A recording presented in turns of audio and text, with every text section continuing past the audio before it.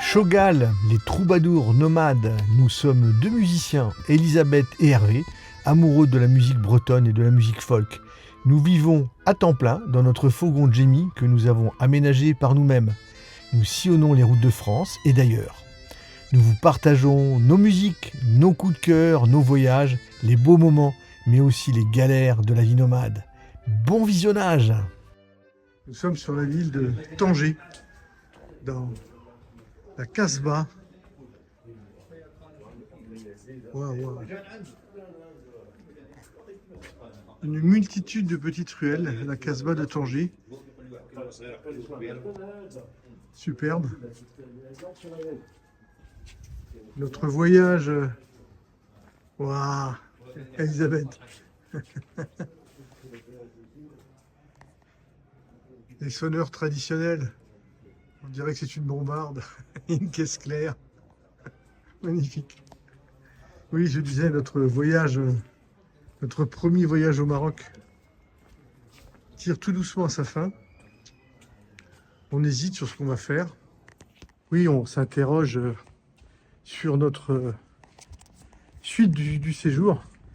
Puisque je ne sais pas si vous le voyez, non, parce qu'on est dans des ruelles, là, mais le ciel est tout gris, nuageux, voire pluvieux. Il y a quelques gouttes. Il pleut un peu, il nous annonce des gros orages samedi, dimanche, lundi, mardi. J'ai regardé les cartes, tout le nord du Maroc est sous la flotte, sud de l'Espagne aussi. Donc on se dit, bon, bah, qu'est-ce qu'on fait? On se cache quelque part pour passer l'averse ou on traverse, on arrête notre séjour au Maroc. Et on essaye de passer, on passe en Espagne et peut-être trouver un peu dans les terres, un peu de tranquillité, un peu moins de pluie, et puis du coup voir ce qu'on a envie de voir dans la partie espagnole, sud, et côté méditerranéen qu'on n'a pas du tout fait. Mais en tout cas aujourd'hui, on profite de l'accalmie pour visiter Rabat, non Tanger, on est à Tanger d'ailleurs. Et la Casbah. Une effervescence très très importante sur le marché aux poissons. Ne pas oublier que nous sommes en phase de Ramadan. Tout le monde vient faire ses courses. 17h30, c'est la folie furieuse. Toutes les boutiques sont en train de se refermer. Tout le monde remballe. Dans moins d'une heure, c'est l'heure du casse-croûte. Début de la nuit, pour pouvoir manger. Donc tout le monde remballe, tout le monde se penche chez lui, les voitures, il y en a partout. On a réussi à s'extraire des bouchons, aussi bien piétons que voitures. Et les boutiques se ferment. Dans une heure, tout est vide. Regardez ça. On est passé tout à l'heure, il y a un peu plus d'une heure et demie, c'était calme, à peu près calme. Et là, il y a un monde fou.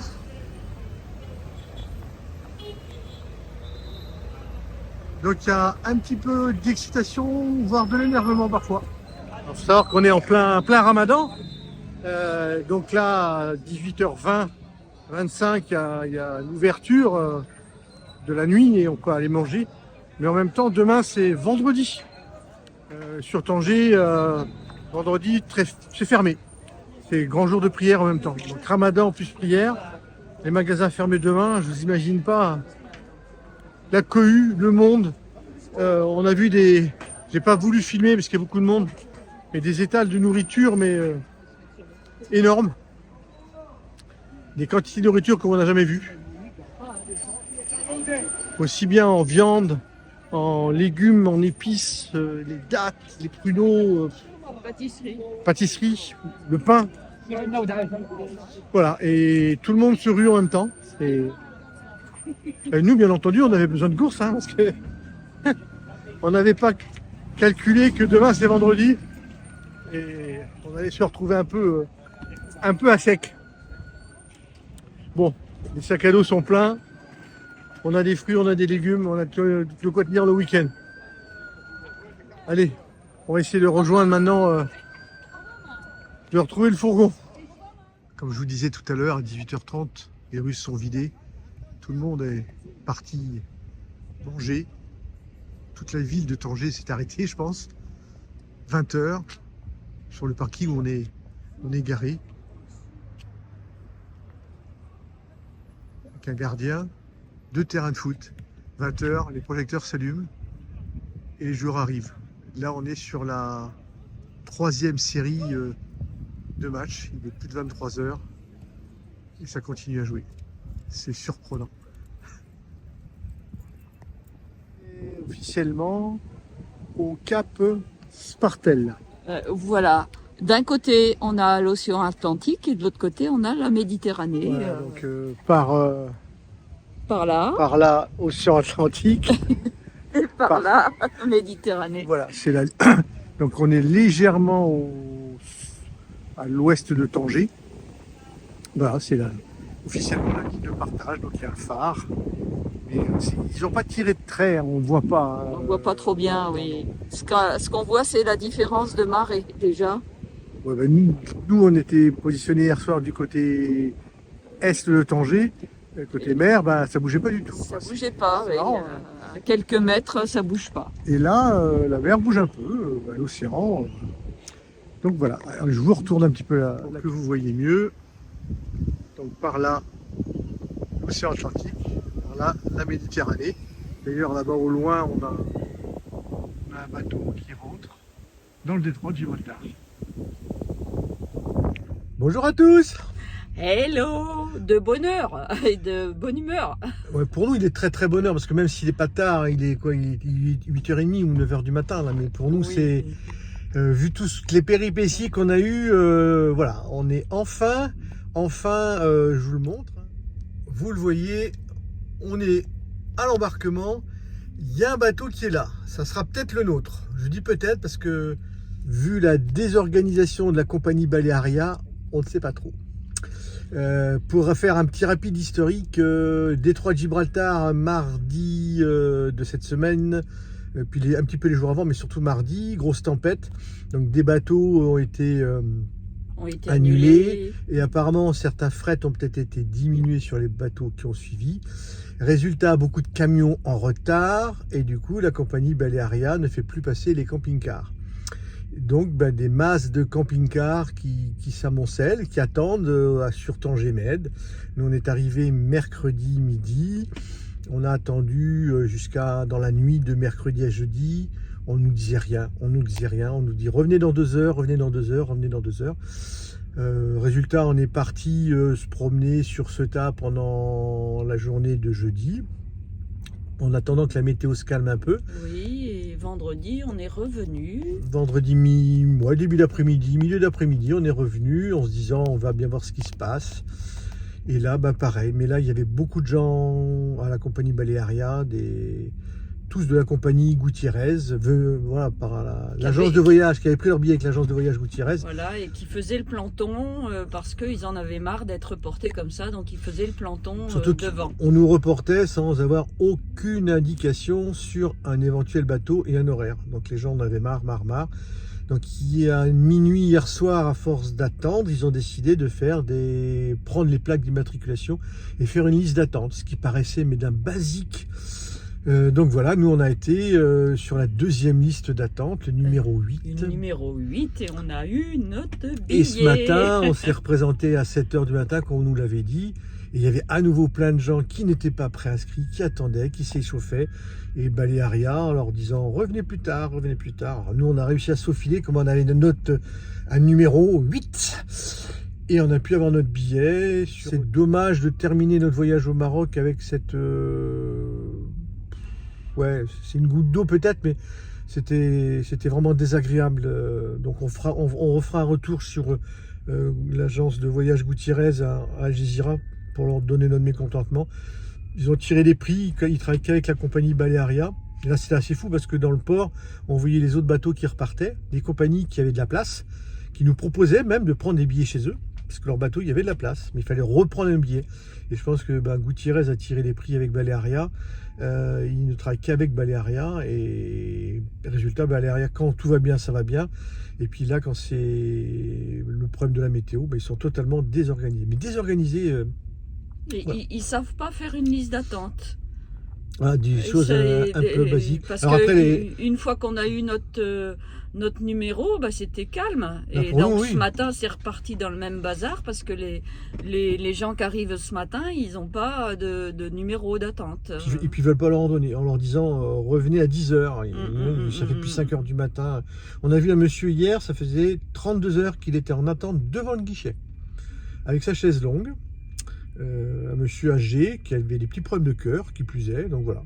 Il est parti ce matin à 4h, mais il a quand même attendu 32 heures. C'est un peu fou, quoi. Donc, oui.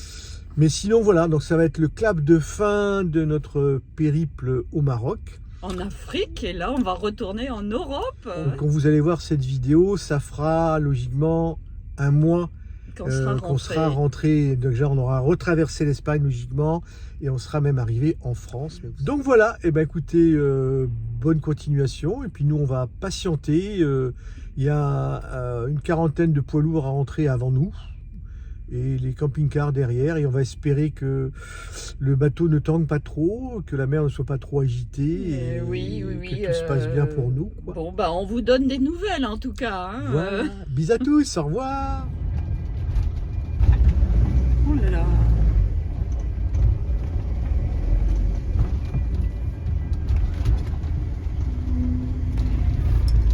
Oui, il n'était pas si grand. On n'était pas monté. On n'était pas monté là-haut. Là, on monte à l'étage. C'est vrai, on avait passé par le côté. Il n'y avait pas d'étage. Allez, on y va.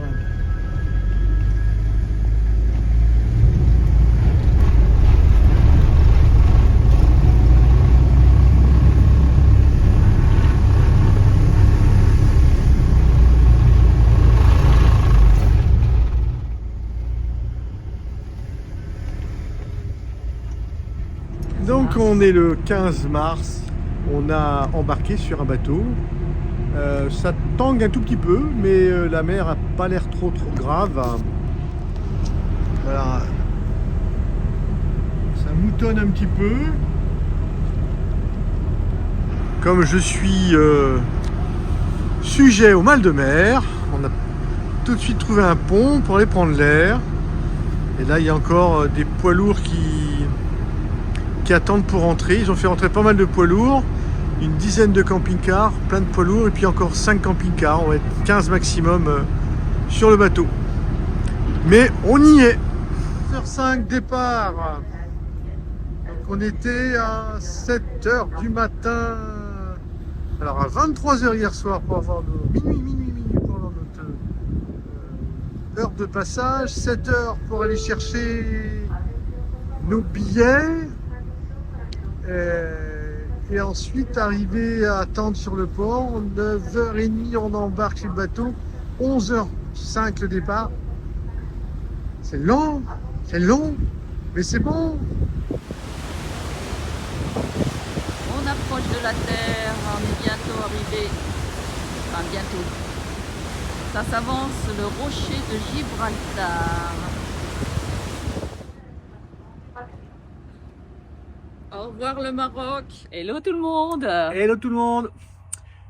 Cette vidéo, vous devez la voir logiquement dimanche 20 avril. Voilà, si je ne me trompe pas, elle va être diffusée dimanche 20 avril. On est en train de la tourner jusque quelques jours avant.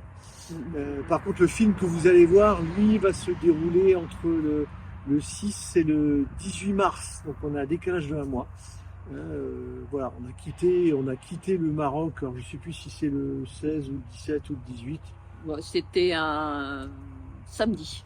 C'était un samedi matin. On va pas revenir sur tout les petites difficultés qu'on a rencontrées à la fin de notre voyage. Comme je le disais dans la vidéo, c'est une petite goutte d'eau désagréable.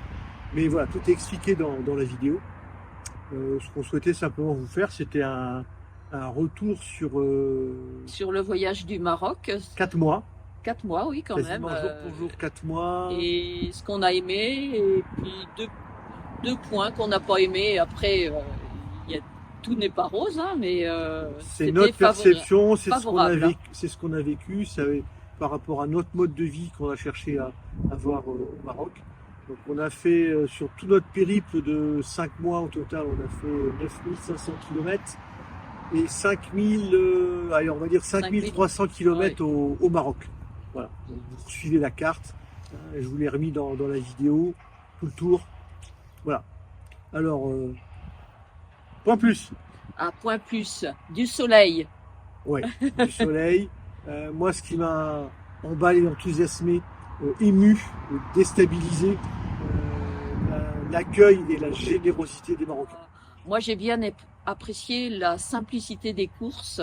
C'est-à-dire, on va dans les souks, les fruits et légumes sont là, il y a une seule sorte de pain, il y a les œufs, le poulet, il n'y a pas plusieurs sortes, c'est là, c'est bien, c'est simple, c'est rapide et c'est économique en même temps. Voilà, c'est économique, puis il faut pas hésiter à franchir le cap de ouais, mais est-ce que les produits sont bien nettoyés, est-ce que la viande elle est fraîche et tout ça. On n'a été pas du tout indisposé, pas du tout malade. On a vécu à la mode marocaine. Tout était bien, oui. C'était économiquement intéressant, mais surtout très intéressant. On a mangé très très bien pendant toute cette période-là. On n'a pas du tout cherché à manger à l'européenne, là où ça coûte très cher. Bah, moi, ce que je dirais aussi, comme Elisabeth vient de parler de l'été, on n'a pas connu d'hiver. On est parti à début d'automne, fin d'été, en octobre.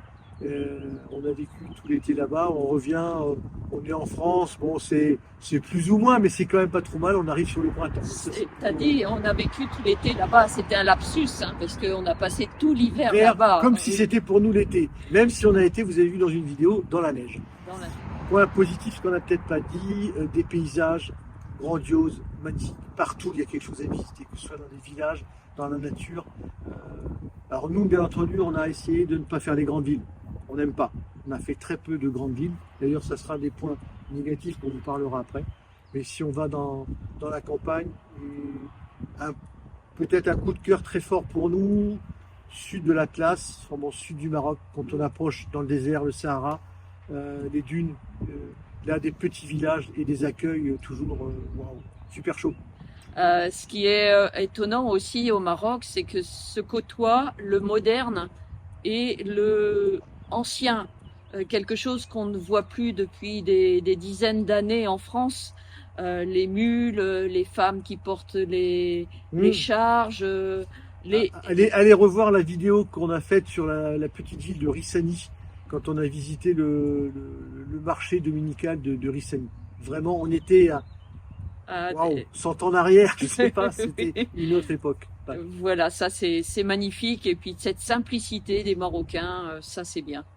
Allez, deux points pas bien. Un point pour moi. Alors, le point pas bien, pour moi, que j'ai ressenti, et puis je l'ai partagé ça avec Hervé, avec beaucoup de difficultés, c'est les enfants qui sont difficiles à gérer. Ils sont livrés à eux-mêmes. Et ils peuvent nous agresser ou verbalement ou avec des jets de pierre, voire sur le fourgon. Ils mendient en permanence, ils réclament des bonbons, ils réclament de l'argent, de temps en temps des crayons et des ballons, mais c'est surtout l'argent et les bonbons. Et si on leur dit non, on a été caillassé une fois. Voilà, bon ben c'est pas plaisant et puis ça te met pas en forme de souplesse pour le reste du voyage, quoi. Quand on dit les enfants, c'est 5, 12, 13. Dès qu'ils sont passés à dos, ça va mieux. Ils prennent plus conscience déjà, je pense, de l'intérêt du tourisme et ils deviennent assez courtois, quoi. Et moi, deuxième point négatif que je dirais, dans les grandes villes, les faux guides. Des gens qui viennent vous accoster en toute sympathie pour vous expliquer plein de choses. Ils vont vous promener, ils vont vous balader dans les souks, dans les médinas. Et à la fin, bien entendu, ils réclament de l'argent. Donc ça c'est à Fès, terminé 2 fois, un peu difficile, un peu fâché. Donc maintenant on a compris l'astuce. Dès qu'il y a quelqu'un qui nous aborde, tu veux de l'argent, bah nous on n'en a pas à te donner. Donc voilà, ça, hop, On a compris. Ce qui est désagréable, parce qu'il y a aussi plein de gens qui vont vous accoster, parce qu'ils ont envie de parler avec vous, envie de partager, envie d'expliquer leur vie, envie d'expliquer leur ville. Il n'y a aucune notion d'argent. C'était les 2 points. Et puis j'irai en conclusion de tout ça, si on fait le résumé, on y retourne. On y retourne. Voilà, hiver prochain, on repart au Maroc, cette fois-ci avec un autre périple. On va peut-être préparer à l'avance le circuit, peut-être moins de kilomètres, peut-être plus posé, mais toujours à l'envie d'aller rechercher d'autres sensations et de rencontrer le peuple marocain. Voilà, donc logiquement, d'ici octobre l'an prochain, plus de vidéos sur la chaîne YouTube, sauf si on fait des voyages particuliers en France. Oui. Ça va être plus famille, plus travail dans notre box, vider, voilà, plein de choses à faire. Et l'intendance, c'est important aussi. Voilà, Hein. pour repréparer notre voyage du mois d'octobre. Et aussi, pendant notre période en France, aller voir les amis qu'on s'est fait français au Maroc, qui sont en France. On vous oublie pas. Ça, c'est important. Ils se reconnaîtront parce que je sais qu'ils regarderont la vidéo. On pense à vous et on viendra vous voir. On dit au revoir. Ah bah oui, au plaisir de vous retrouver. Bye bye, à bientôt. Bye.